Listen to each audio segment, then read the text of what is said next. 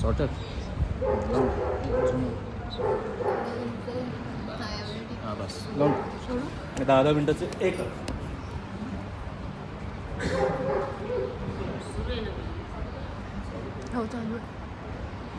Hello hello नर्मदे तर विजयने केवळ 87 दिवसात पायी परिक्रमा पूर्ण केली अवघ्या 40व्या वर्षी. त्याचं कौतुक करावं तितकं थोडंच आहे. आज आपण त्याच्याकडनं त्याचे अनुभवही ऐकणार आहोत आणि त्याचं कौतुकही करायला इकडे जमलो होतो. आणि कौतुक करायला सगळं जितकं आईला कौतुक असतं मुलाचं तितकीच लाडकी असते तितकाच जावई लाडका असतो सासूचा. तर विजयच्या सासूबाईंनी त्याच्यावरती कविता केली आहे, ते आता तुमच्यासमोर एक सादर करते.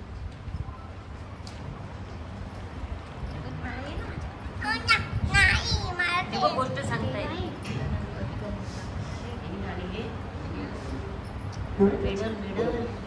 विजयवर एक छोटीशी कविता केली आहे. माता पिता भार्या यांचा मिळवून होकार निघाला विजय नर्मदा परिक्रमेचे स्वप्न पूर्ण करण्यासाकार. वदता विजय तनय प्रजेत असला परिक्रमा करण्या जाऊ का रे बाळ. तात्काळ बाळ बदला जा परिक्रमेस सर्वांचा करीन सांभाळ. बोल ऐकून बाळाचे उत्स्फूर्त जणू मैयाने संकेत दिला परिक्रमा कर निर्धास्त. कधी गावे कधी शेते कधी जंगले कधी धरिला नदी काठ. घेऊन आला गाठी अनुभवांची शिदोरी भरून काठोकाठ. नर्मदे हर मदत पार केले अंतरास.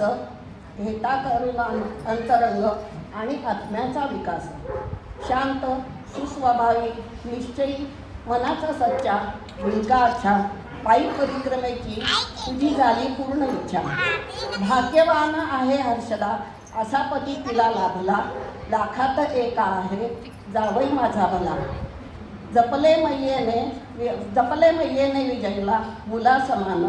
मैया तुझला कोटी कोटी साष्टांग नमन. नर्मदे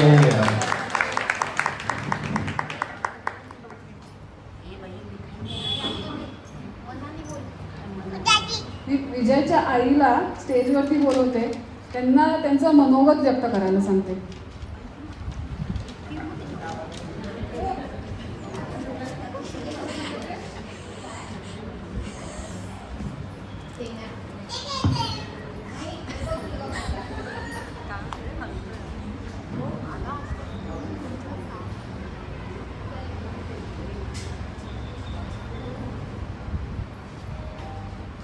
काकू तशा नर्मदा परिक्रमा वेटरन आहेत. काकांची पण एक झालेली आहे, विजयची पण आता झालेली आहे.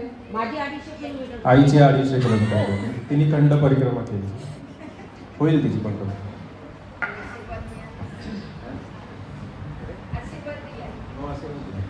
मीच घेऊन जाणार. नर्मदे हर नर्मदे हर.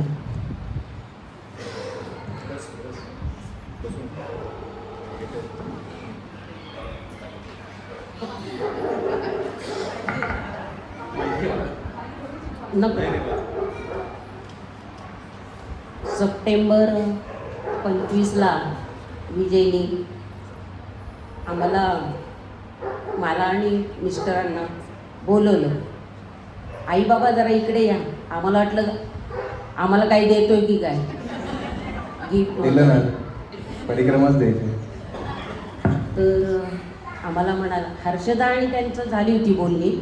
हर्षदानी पण आम्हाला काही सांगितलं नाही. आम्हाला त्यांनी सरप्राईजच केलं. म्हणाला आई बाबा मी नर्मदेला जातोय. थोड्या वेळ मी स्तब्ध झाले, पण नाही, त्यांनी जे मनात ठाम ठरवलं होतं मी म्हटलं ओके ऑल दी बेस्ट. असं कधी नाही जाणार म्हणतेस आहे? तू. असं नाही म्हणतेस तू. खोटं बोलू नको. मी जेव्हा सांगितलं घरी तेव्हा बाबांचं एका शब्दात होतं कधी. म्हटलं 9 नोव्हेंबर. ओके आणि गेले बाबा. सासूबाई होत्या अरे वा छान. आणि मातोश्री संध्याकाळपर्यंत काही बोलले नाही. त्याच्याकडून मला ऐकायचं होतं. माझ्या लक्षात आहे हे सगळं. हे काय विचार नाही. बोल, बोल. नोव्हेंबरला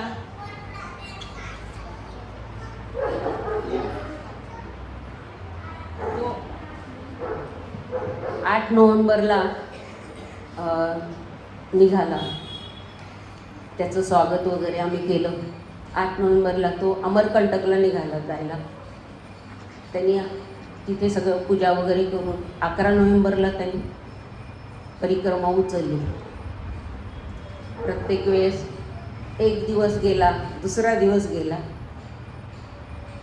कसे 3 महिने जाणार म्हणून. आणि आमचं ठरलं होतं, हर्षदाचं आणि माझं. तो जेव्हा लहानपणी ट्रेकला जायचा तेव्हा माझ्याजवळ नेहमी, आई मला सुट्टे पैसे देशील, तेव्हा एस टीने जायचा तो. मग एक 10-20 रुपये बससाठी मी त्याला द्यायचे.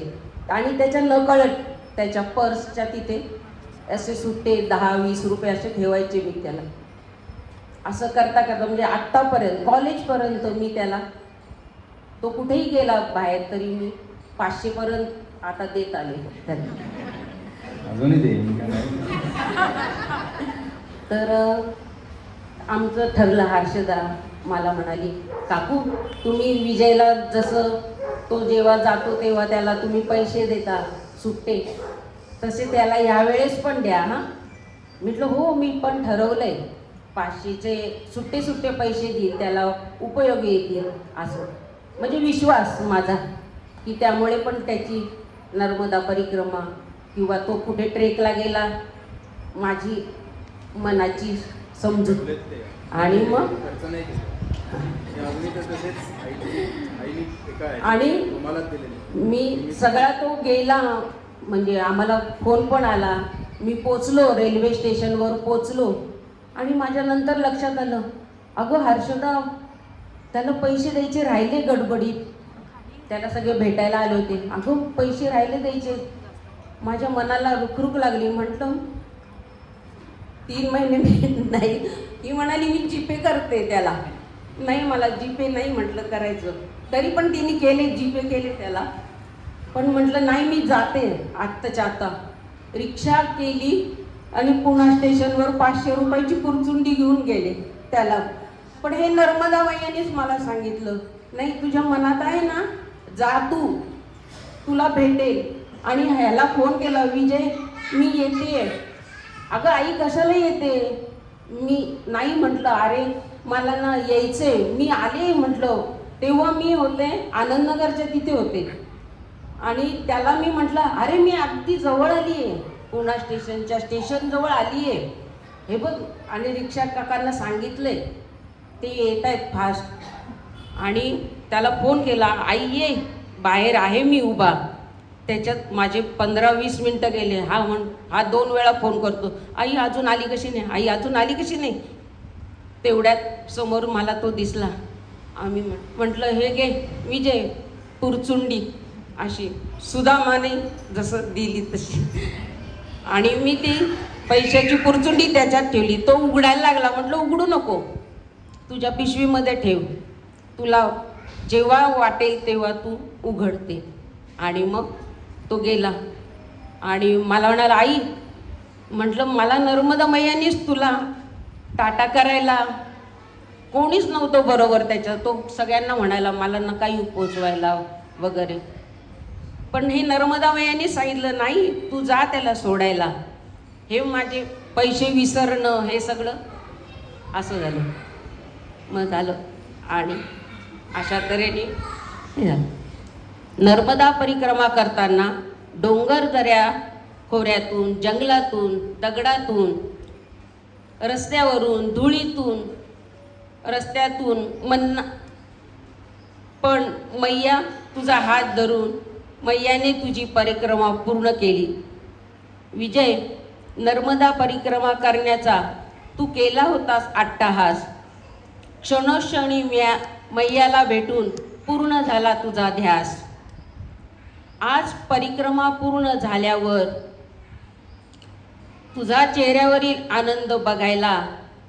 हर्षदा प्रचेदस प्राची आले खास. तुम्हा सर्वांच्या मैयाभोवती ती आहे आसपास. मित्रमैत्रिणी आम्ही सर्वजण सज्ज होतो तुझे कौतुक करण्यास.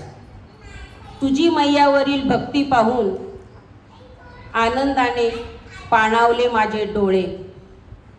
नर्मदा मैयाच्या जलाप्रमाणेच तुझी चाल परिक्रमा करताना ती तुला दिसली. कधी शांत, कधी जलद, कधी हसत मैयाप्रमाणे असा वाहत गेला होतास. गुरु आई झाली तुझ्यासाठी. तू चालताना मैया सतत होती छाया प्रेमाची आणि आशीर्वाद तुला द्याया.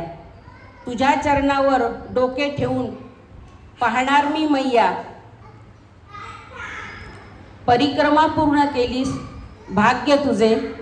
खूप खूप प्रेम भरून आशीर्वाद माझे आणि परत परत कौतुक तुझे. नर्मदे हर. नर्मदे.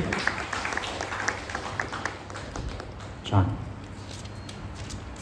पहिल्यांदा म्हणाला छान.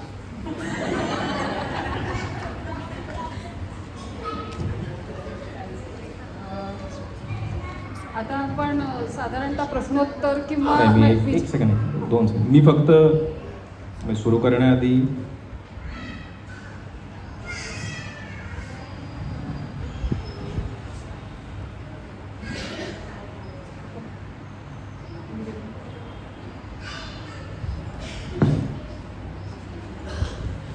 काही जणांचे मनापासून आभार नाही म्हणणार, पण ज्यांनी पहिल्यापासून सपोर्ट केला, त्यांची नावं नाही येणार, पण एकूणच हे दिव्य काम जे होतं त्याला ज्यांनी सपोर्ट केला त्यांचं नाव नाही घेतलं तर मलाच ती रुखरुख राहील. सर्वप्रथम आईबाबाच, त्यांचीच खरंच इतकी पुण्य आहे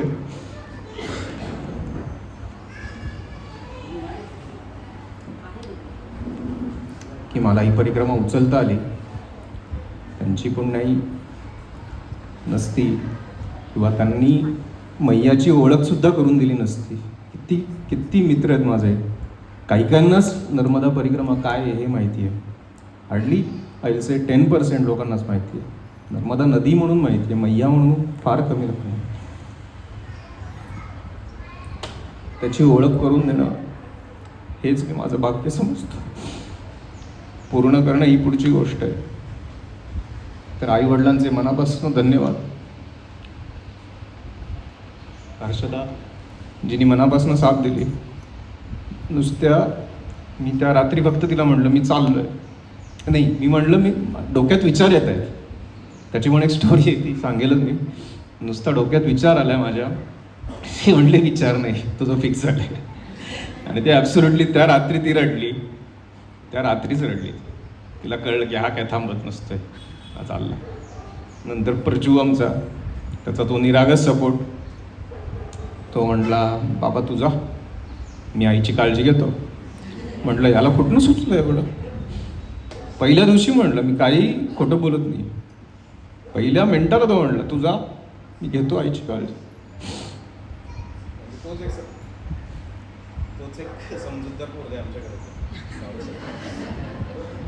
असो. नंतर आमच्या सासूबाई, त्यांचा विश्वास होता माझ्यावर. त्यामुळे घरात आमच्या 2 मैया होत्या, माझी आई आणि सासूबाई. त्यामुळे पण एक सुसह्य झालं मला जाणं. नंतर आत्ता तो गौरव नाही आहे इथे, गौरव बेडेचौकर तुम्हाला माहिती आहे, माझा मित्र. त्यांनी उचललेली जबाबदारी, पूर्ण जबाबदारी, घराकडे लक्ष देणं वगैरे सगळं असेल, जे काय असतील त्या गोष्टी. आत्ता इथे राहुल नाही आहे माझा, मी कलिग म्हणतच नाही किंवा त्याला माझा एम्प्लॉई कधीच मानलं नाही. ही वॉज माझा छोटा भाऊच आहे तो माझ्याकडे इंटर्न म्हणून जॉईन झाला होता. बट तो आता ऑलमोस्ट सगळे फंक्शन्स माझे तोच बघतो. मी नसताना त्यांनी जी जबाबदारी उचलली, आता तुम्हाला पण माहिती कॉर्पोरेटमध्ये कोण असं करतं? आमचे बॉस गेलेत परिक्रमेला, मी बघतो असं कोण करतं? कोणी नाही करणार. मी जॉब सोडून जाईल पुढच्या याला.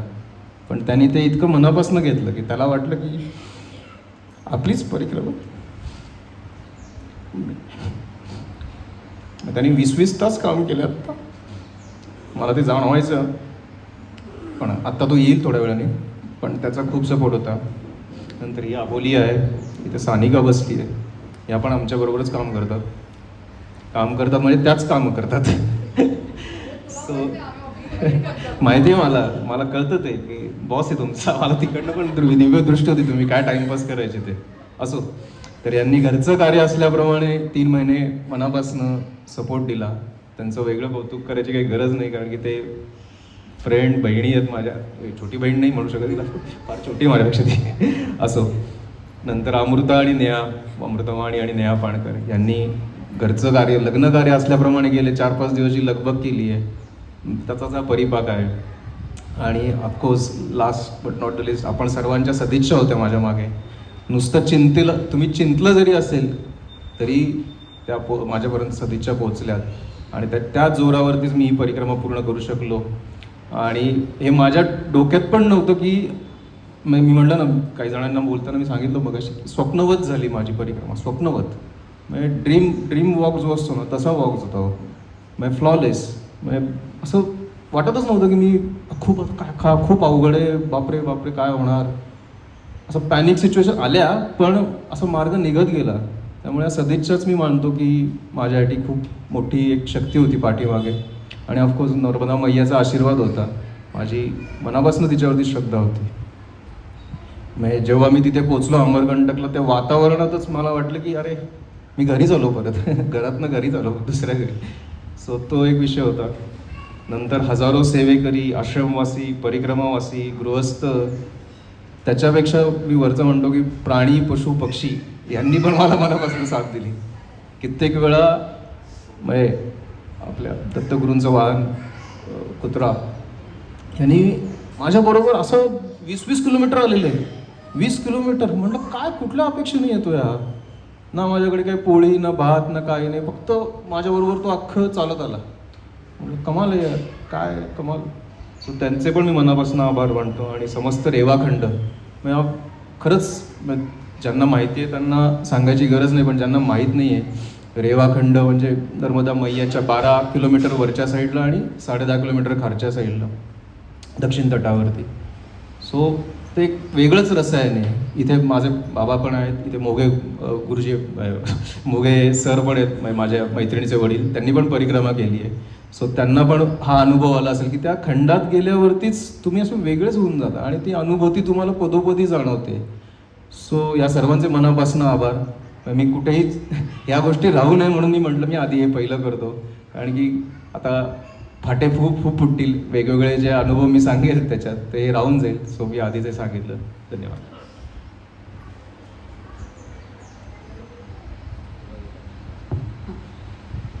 माझी विजयची ॲक्च्युली भेट झाली तेव्हा तो ह्या मार्गाला तसा लागला होता. म्हणजे उत्तर वाहिनी करून झाली होती, गिरनार झाली होती गायली.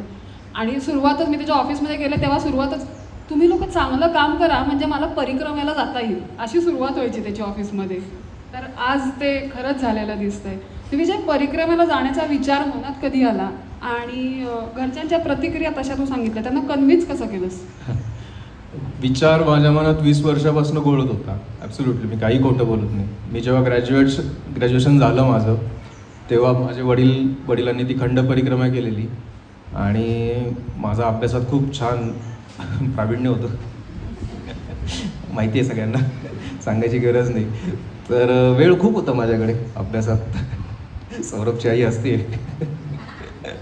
सो माझ्या वेळ होता, तेव्हा करायची खूप इच्छा होती आणि तेव्हा खूप अजून अनुभव वेगळे आले असते. पण असो, तेव्हापासून ते डोक्यात घोळत होतं. आणि मग काय जॉब, लग्न वगैरे याच्यात आम्ही अडकलो. देन मुंबईवरनं मी जेव्हा पुण्यात आलो जॉब सोडून, त्याच्यानंतर म्हटलं आता तरी चान्स आहे वगैरे, तर नाही, तरी पण नाही.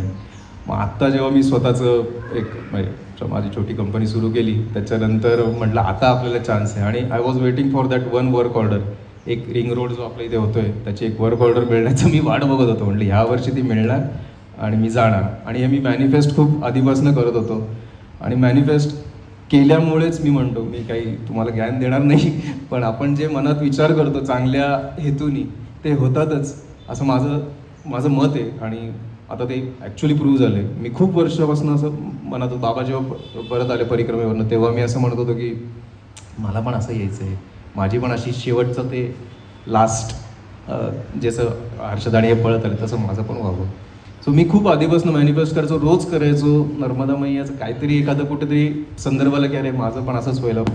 आणि ॲब्सोल्युटली ती वर्क ऑर्डर बरोबर ऑगस्ट सप्टेंबरच्या आसपास आली. म्हटलं झालं, काम झालं. ते बरोबर ते चातुर्मास संपतात, त्याच्यानंतर परिक्रमा उचलायची असते, बरोबर ते 3 महिने जुळून आले. मग मी फायनान्शियल गणिताचं पण मांडून ठेवत होतो कारण की ते पण इम्पॉर्टंट होतं. सो ते एक झालं. आणि तिकडनं राहुलचा फोन आला, अमेय डिंगरे आहेत सर इथे, त्यांचा फोन आला, सर प्रोजेक्ट मिळाला. मी म्हणलं मी चाललो. म्हणजे मला प्रोजेक्ट मिळाल्यापेक्षा मी चाललो याचा आनंद खूप होता. आणि संध्याकाळी प्रचूला विचारलं, त्यांनी उत्तर दिलं. रात्री हर्षदाला विचारलं, तिला कळलं काय हा थांबत नसतो. अँड कन्व्हिन्स करायची वेळ नाही पडली कारण की सगळ्यांचा पाठिंबा होताच. आणि ते ॲब्सोल्युटली फ्लॉलेस म्हटलं तसं. तिथनं जो प्रवास सुरू झाला तो आत्तापर्यंत आहे. आणि इट वॉज मिरॅकल होतं ते माझ्यासाठी तरी म्हणू शकतो. हे सगळं कसं काय जुळून आलं. मग यांनी कामं पण इतकी मनापासून छान केली आहेत. बघू आता, म्हणजे पैसे यायचे आहेत पण केलेली तर आहेत, दिसत आहेत तरी. पण overall it was, that's the case. Work order जेव्हा मिळाली ना, त्याचं काम फील्डवरती सुरू झाल्यावर आम्हाला कळलं की सर ती सोडून परिक्रमेला का गेले. नाही, खूप अवघड काम होतं. आणि ह्या दोघी तशा नव्या आहेत. त्या उन्हात आणत त्या फार मनापासून त्यांनी फील्डची कामं केली. असो. पण मग आता ऊन म्हणतोय आपण वगैरे सगळं नॅचरल, सगळे बघे वेदर सगळ्या त्याच्यातनं जाणं, तर अनेक लोक बस वेगळ्या वेगळ्या वाहनांनी परिक्रमा करायचा विचार करतात किंवा करतात. तर तुला पायीच का करायची होती, कशाने? पायी परिक्रमा करण्याचं एक कारण म्हणजे देवकृपेने पाय चांगले फिट अँड फाईट असं आहे असं मला तरी वाटते. प्लस मी इथे मोनिश सर आहेत, त्यांच्याबरोबर खूप सारे ट्रेक केले होते आणि मला तो युटिलाइज करायचा होता. आपण आता एवढं पळतोय काय, ते कुठेतरी वापर झाला पाहिजे त्याचा. सो ते डोक्यात आलं माझ्या आणि म्हटलं की आत्ताच ही खरी वेळ आहे. नंतर काय होईल, 60 नंतर करतात. 60 कसला होतं, 83चे माझ्याबरोबर एक सायकल वरनं करणार होते. 83 इयर्स ओल्ड. काय बोलू आता मी, मला डोळ्यात पाणी आलं त्या दिवशी त्यांना बघून. एअरफोर्स ऑफिसर होते ते, 1971 वॉरमध्ये होते ते. सो ते जस्ट मी एक फाटा फुटल्या म्हणून सांगत होतो. त्यांच्या बायकोची अंतिम इच्छा पूर्ण करायला ते आले होते आणि त्यांच्या बायकोचा फोटो त्यांच्या वरच्या खिशात, मंगळसूत्र वरच्या खिशात, आणि ते परिक्रमा करायला आलेले. मग मी म्हटलं एक फिजिकल स्ट्रेंथ तर आहेच आहे, पण मेंटली ते बघा किती स्ट्रॉंग आहेत की आपल्या बायकोची शेवटची इच्छा पूर्ण करायला ते आले. सो मी म्हटलं ना की age is just a number. आणि ते खूप जणांना माहिती आहे, आपल्यातले खूप जण फिट आहेत. माझं सर पण आहेत, बापट सर, स्विमिंग अजूनही करतात इथे. मग तुमचा पाय चालत असेल तर तुम्ही कुठल्याही वयात करू शकता. फक्त मला आनंद मनापासून घ्यायचा होता.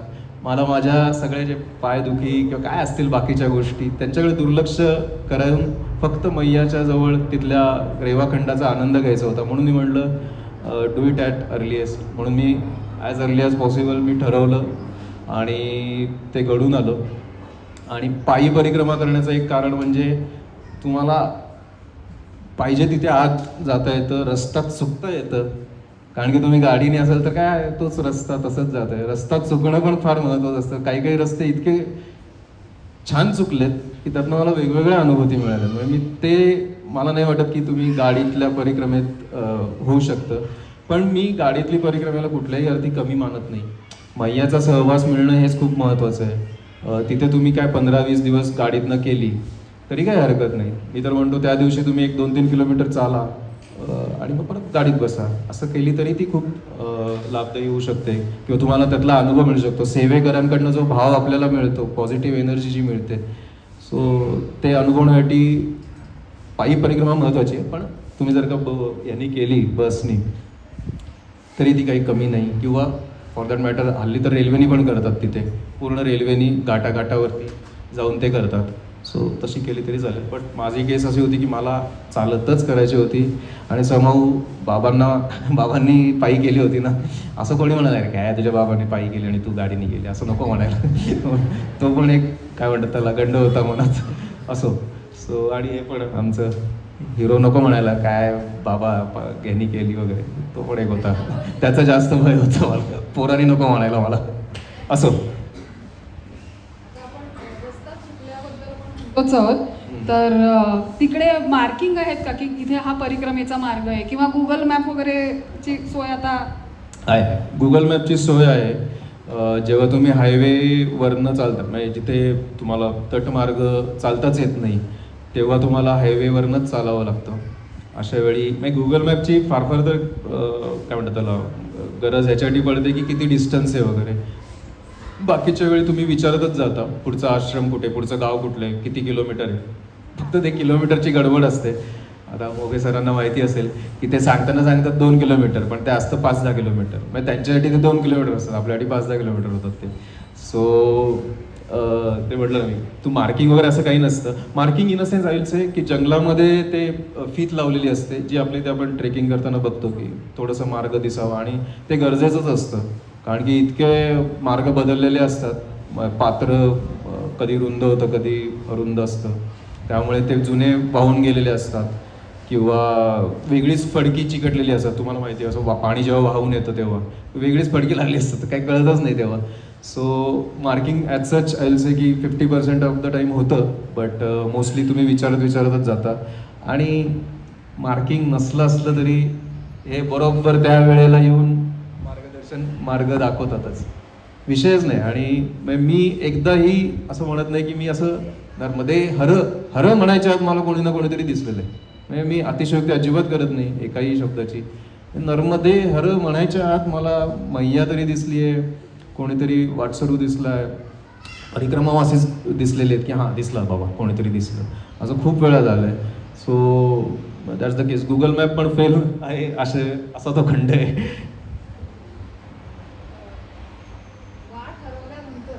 एखादा आलेला सुंदर अनुभव सांगतो नक्की.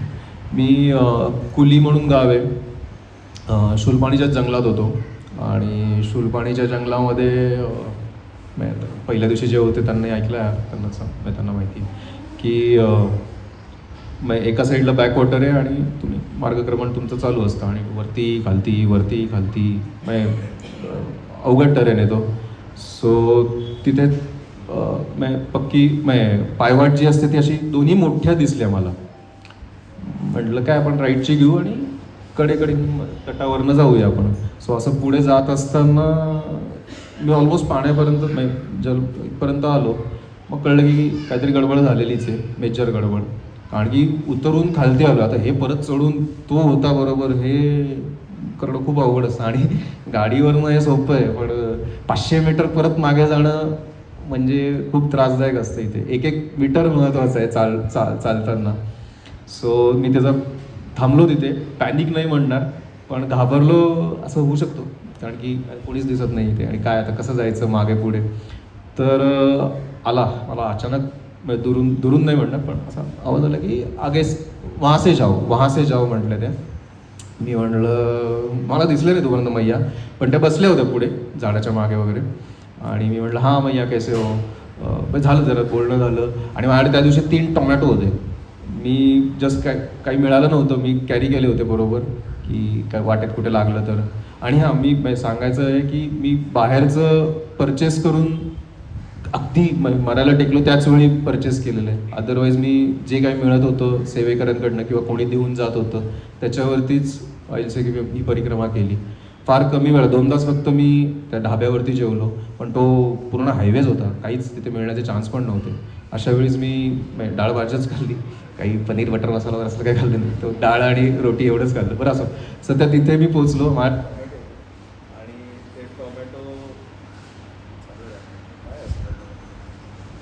ते टोमॅटो मी मैयाला दिला.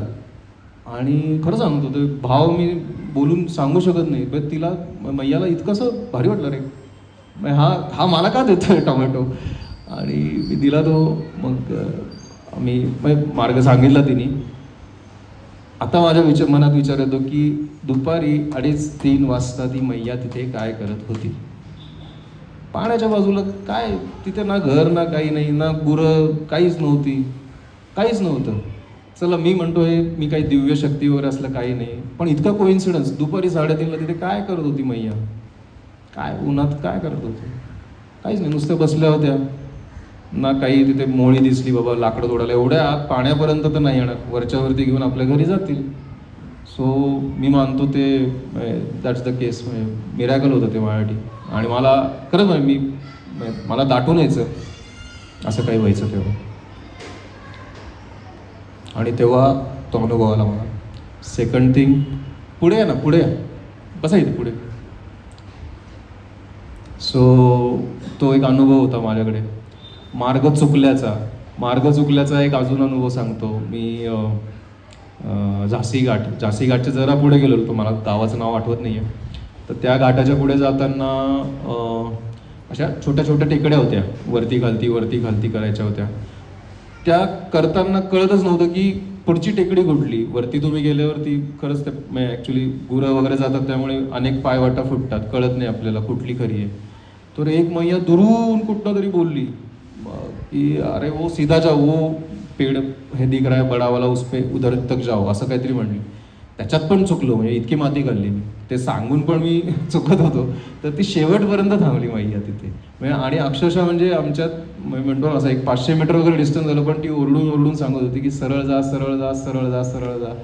म्हणजे मी म्हणतो ना, हे शक्यच नाही. गुगल मॅप पण इथे फेल आहे की तिथनं कसं जाणार. फॉर दॅट मॅटर मी ते टरेन ऑन करून आपलं गुगलवरचं ते पण बघत होतो, पण त्याचा पण काही उपयोग नाही झाला. सो मार्ग चुकल्याचा अजून एक अनुभव मैयानीच दिला मला. 2-3 वेळा बुबूनी, कुत्र्यानी पण वाट दाखवलेली आहे मला. पुढे चाललेलं आहे अक्षरशः. आणि मी म्हटलं ठीक आहे चला, आलंय ना कोणीतरी, मग व्यक्ती नसावी पण कोणीतरी प्राणी आहे, सजीव प्राणी बरोबर चालतोय आपल्या. सो तो जसा चालत होता तसा मी चाललो. म्हटलं बघूया 10-15 मिनटं बघू काय दिसतंय का, नाहीतर आपलं बाबा काहीतरी कॉल घेऊया आपला काय करायचं. आणि तशा वेळी पण त्यांनी वाट दाखवलेली. आणि काही वेळा वाट चुकल्याचा फायदा काय होतो हे पण सांगतो मी. माझा जो शेवट जे ग्रुपवरती होते त्या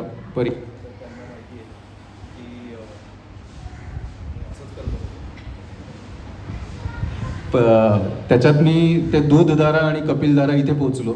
माझ्या डोक्यात नव्हतं तिकडे जायचं का पण माहीत नाही, मी स्किप करणार होतो ते लास्ट.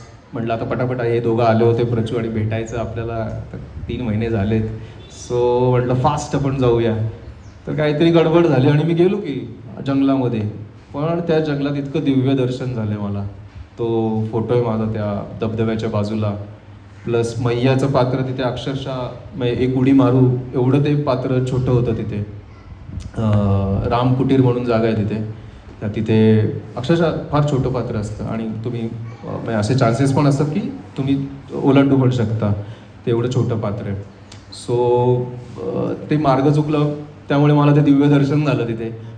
दुर्वास ऋषींचं तिथे वास्तव्य होतं त्या जंगलामध्ये आणि त्यांनी तिथे एक महादेवाची पिंडीची स्थापना केली. मला तर नाव नाही आठवते, पण हे कुठे मला भेटलं असतं. तर मार्ग चुकल्याचा एक मला चांगला अनुभव पण आलेला आहे. बोल.